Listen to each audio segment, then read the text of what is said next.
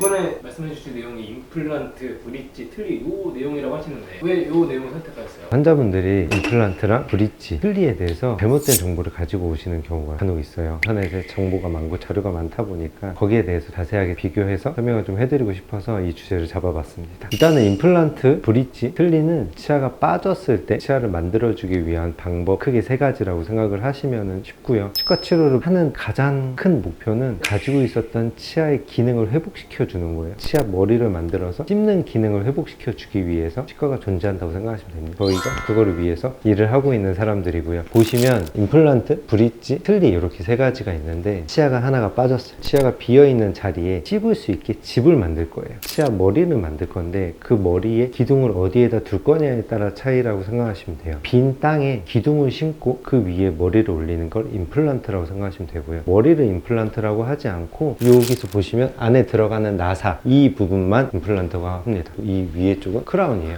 비어있는 부분에 내 기둥을 심어서 지지를 얻겠다. 그게 임플란트라고 생각하시면 되고 임플란트의 가장 큰 장점은 옆에 있는 치아를 건드리지 않는 거예요. 임플란트가 나오기 전에는 치아가 하나가 빠졌으면 옆에 있는 치아를 이용해서 기둥을 세울 수밖에 없었어요. 임플란트가 나오면서 옆에 있는 치아를 다듬지 않아도 자기 땅에 임플란트를 심고 머리를 올려서 회복해 줄 수 있는 방법이 만들어졌고요. 쉽게 얘기하면 치아가 빠진 자리에 뿌리를 심는다고 생각하시면 됩니다. 임플란트가 나온 지가 얼마 안 됐나 보네요.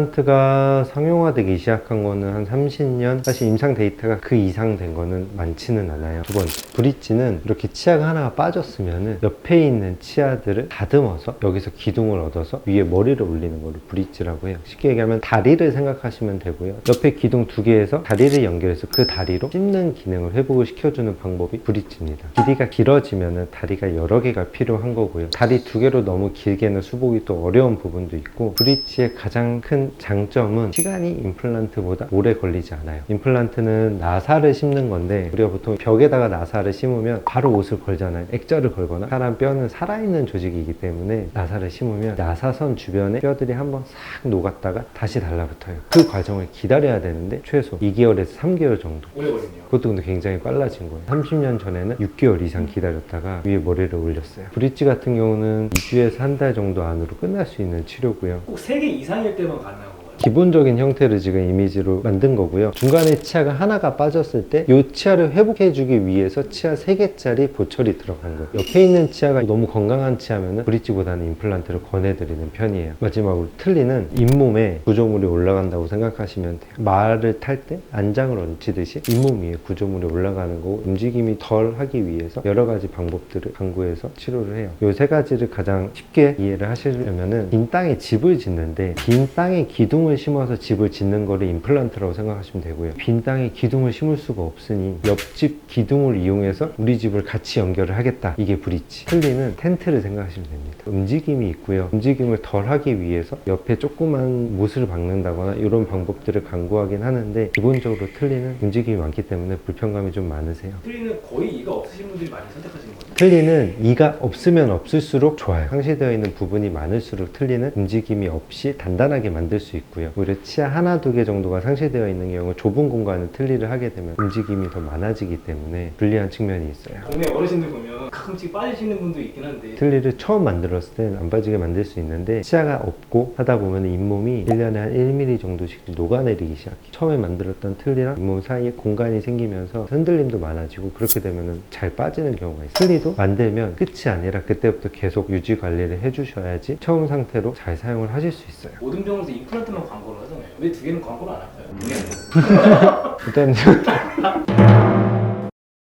지금 나와 있는 치료법 중에서는 임플란트가 가장 효과적이고 간단한 방법이라고 생각이 들어요. 브릿지나 틀니 같은 경우는 좀 위험한 발언이긴 한데 잘 만드는 게 더 어려워요. 옆에 이미 있는 구조물을 이용해서 단단하게 만드는 거는 더 어려움이죠. 임플란트, 지대주, 지르코니아. 사실 일반인들은 임플란트 하면 이 전체를 생각하거든요. 환자들 입장에서 이것만큼은 좀 알고 가셔야 된다는 게 있으면 좀 말씀해 주시면 좋을 것 같아요. 임플란트, 중간에 지대주, 그 위에 크라운 이렇게 세 가지로 구분이 되고요. 임플란트 부분은 관리를 잘 하시면은 30년 30년, 40년 이상도 사용이 가능하고요. 위에 있는 보철물은 7년에서 10년에 한 번씩은 교체를 해주시는 걸 권해드려요. 임플란트는 뼈에 고정이 되어 있는 구조이기 때문에 움직임이 없어요. 근데 자기 치아는 사용을 하면 할수록 전방으로 조금씩 이동을 해요. 7년에서 10년 정도 지나면 임플란트랑 앞에 있는 치아 사이는 공간이 조금씩 생기기 마련이거든요. 위에 있는 상부 구조물은 한 번씩 교체를 해주시는 게 좋고요. 임플란트도 모든 치과 치료랑 마찬가지로 보철이 들어가면 끝나는 게 아니라 그때부터 유지, 보수, 관리가 필요한 치료이기 때문에 편하게 다니실 수 있는 대로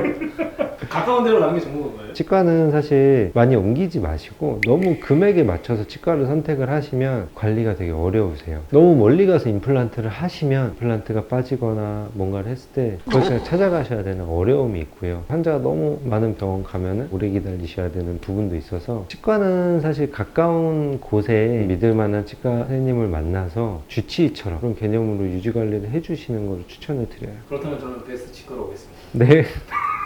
이거 어차피 다 살리는 건 아니죠. 틀니 같은 경우는 자기 치아의 저장력을 100이라고 봤을 때 틀니는 저 한 50에서 70 그렇게 설명을 해드리는 편이거든요. 틀니를 끼시고 딱딱한 걸 드신다 그러면 어려워요. 적응을 하시고 오래 쓰신 분들은 깍두기도 씹어 드시고 하는데 처음에 틀니를 안 쓰시다가 틀니를 쓰시면 많이 불편하세요. 적응하고 맞춰가는 과정이 좀 필요하고요. 임플란트나 브릿지도 마찬가지로 적응하는 시간이 필요해요. 임플란트 같은 경우는 단점이 내게 아니기 때문에 의수, 의족이 감각이 없고 신경이 없듯이 임플란트도 아무 느낌이 없어요. 씹는 맛을 처음에 잘 못 느끼세요. 나는 이거를 씹는데 씹는 맛이 안 난다는 표현을 많이 하시거든요. 치아가 많이 없으셨던 기간이 오래되셨던 분들은 임플란트에서 씹는 기능 회복을 하면은 만족을 하시는 편이고, 근데 치아 한두 개 임플란트를 하시면은 기존에 있는 자연치랑 임플란트는 감각이 다르기 때문에 적응하는 데 시간이 걸리는 편이죠. 세 가지 중에 하나를 하려면 상담을 받아야 됩니다. 정답은 없습니다. 임플란트가 좋냐, 브릿지가 좋냐, 틀니가 좋냐, 환자분들마다 갖고 있는 상황이 다 다르기 때문에 정확한 진단을 통해서 가장 최적인 치료법을 같이 상의해서 진행을 하시는 게 좋아요.